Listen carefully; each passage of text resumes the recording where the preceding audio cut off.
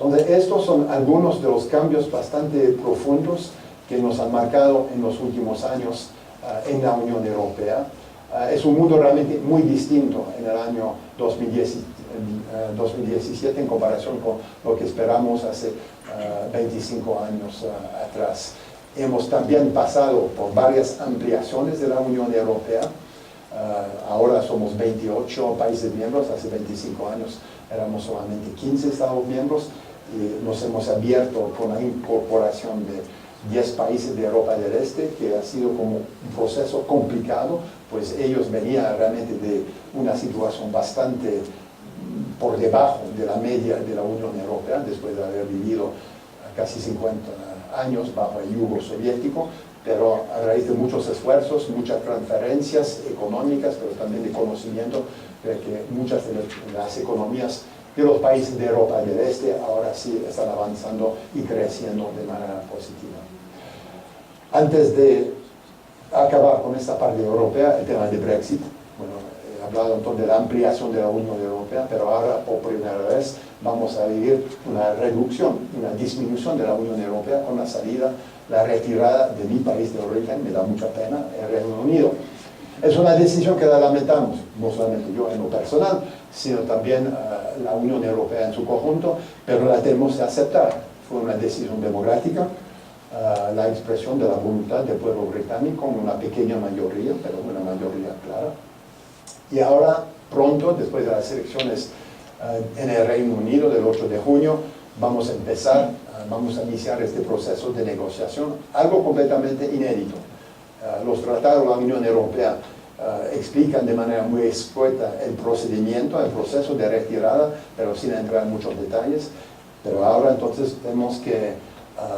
definir el proceso de negociación. Del lado de la Unión Europea ya hemos definido claramente cuáles son los temas prioritarios de la primera fase de la negociación, lo que llamamos los términos de divorcio, entonces un poco los acuerdos inmediatos para regir la salida del Reino Unido, y estos tres temas que hemos definido como temas inmediatos y prioritarios son saldar cuentas. Se considera del lado de los 27 Estados miembros que se van a quedar que el Reino Unido debe pagar algo a la Unión Europea para compensar todos los compromisos financieros plurianuales para los próximos años, y el Reino Unido participó en esas decisiones financieras, así que tiene que cumplir con esos compromisos. Eso implica entonces un costo financiero. El segundo tema es qué va a pasar con los millones de ciudadanos, los más o menos 3 millones de ciudadanos de países europeos que viven actualmente en el Reino Unido y el millón de ciudadanos británicos que viven en los demás Estados miembros de la Unión Europea. Se van a poder quedar, cuáles son sus derechos. Es una situación humana bastante complicada que se tiene que negociar, pero es un tema prioritario. Y el tercer tema prioritario es el tema de las fronteras, pero en particular la frontera entre la República de Irlanda y Irlanda del Norte, que es parte del Reino Unido, para evitar que a raíz de la retirada del Reino Unido esta frontera se vuelva a ser una frontera casi física, lo que llamamos una frontera dura, con controles aduaneros, controles migratorios. Pues esa frontera, por los acuerdos de paz para solucionar todos los conflictos en Irlanda del Norte de las últimas décadas, se ha convertido en los últimos años en una frontera completamente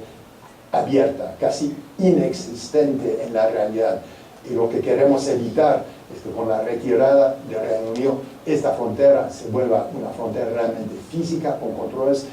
lo que podría a su vez perjudicar la implementación de los acuerdos de paz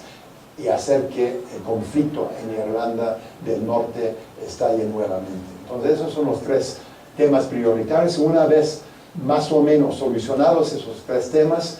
se va a poder empezar la negociación de lo que va a ser la relación futura entre el Reino Unido y la Unión Europea, toda la relación económica, comercial, y se duda mucho de que esta negociación se pueda acabar o concluir en el plazo de 2 años que fijan los tratados de la Unión Europea para la negociación de la retirada. Entonces, a lo mejor se va a poder empezar a definir en grandes líneas, grandes rasgos, esta relación futura entre la Unión Europea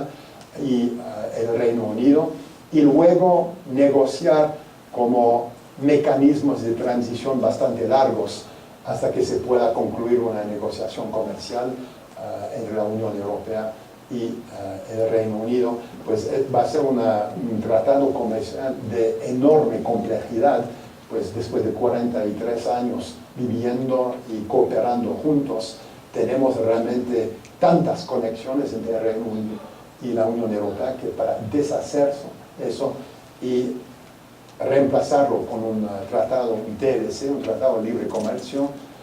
va a ser una tarea realmente muy compleja que va a tomar mucho tiempo. Por eso la necesidad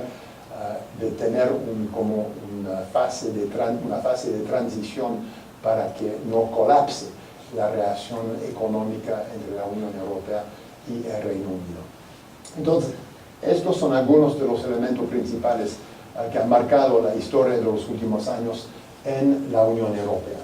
Y aquí lo que vemos, lo que he vivido yo en mis casi 4 años aquí en México, son también momentos de grandes cambios en México.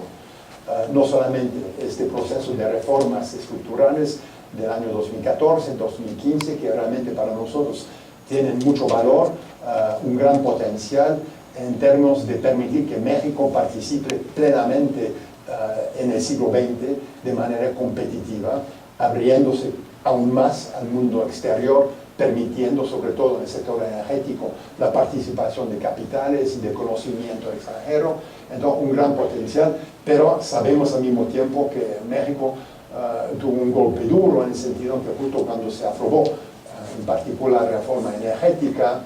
el precio del petróleo cayó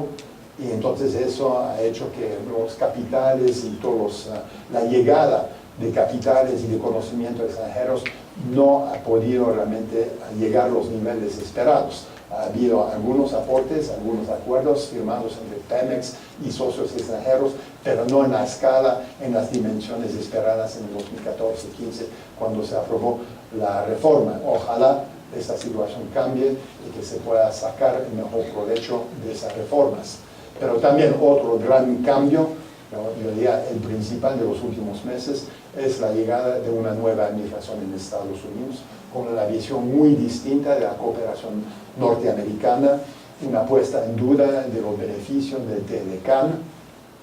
Ahora, ojalá no se trate de denunciar, de acabar con el TLCAN, sino de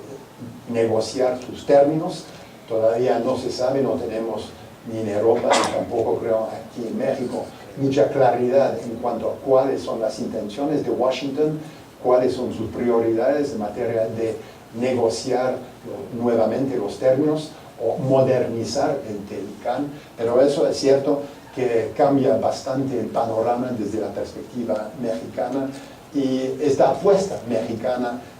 en pro de la cooperación regional, pero también de una apertura, pues también otro logro internacional de México fue su participación en el TPP, un TPP que no va a vivir o tener las características que esperaba, pues Estados Unidos anunciando que no va a participar, a ver si el TPP puede seguir con los demás Estados miembros o se pueda negociar algo nuevo basándose en los contenidos de TPP, pero todo el esquema de apertura comercial ahora un poco rechazado por uno de los actores económicos más importantes del mundo, Estados Unidos. Entonces, el panorama que tiene que enfrentar México es uno también de incertidumbre. Nosotros habíamos avanzado mucho en la Unión Europea en la negociación del acuerdo con Estados Unidos, el TTIP, Transatlantic Trade and Investment Partnership, que ahora está un poco en el congelador, esperando nosotros listos en cualquier momento para volver a negociar con Estados Unidos y acabar la negociación, pero tenemos que esperar que Washington tome una decisión al respecto. Entonces creo que México y la Unión Europea compartimos este panorama de incertidumbre,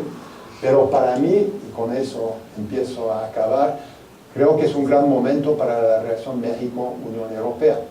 Ya tenemos desde el año 2000 un acuerdo global que cubre tanto la parte o la relación comercial como una relación política y de cooperación. Este acuerdo nos ha ido bien en los últimos 17 años. El comercio está más que triplicado entre la Unión Europea y México. Ocupamos solamente el segundo, el tercer, nos peleamos con China, lugar en términos de comercio exterior de México, muy por debajo de comercio México-Estados Unidos, pero donde sí hemos avanzado muchísimo es en la inversión de capitales europeos en México. Entonces, sí, México tiene un comercio con Estados Unidos de más o menos 500.000 millones de dólares anuales. Nosotros tenemos solamente un monto de unos 60.000 millones, más o menos el mismo monto que China. Entonces, una gran diferencia, 500 millones por un lado, 60.000 millones por otro lado, pero en materia de inversión de capitales europeos, representamos, o las empresas europeas que han invertido en México representan más del 40% del total de la inversión extranjera en México.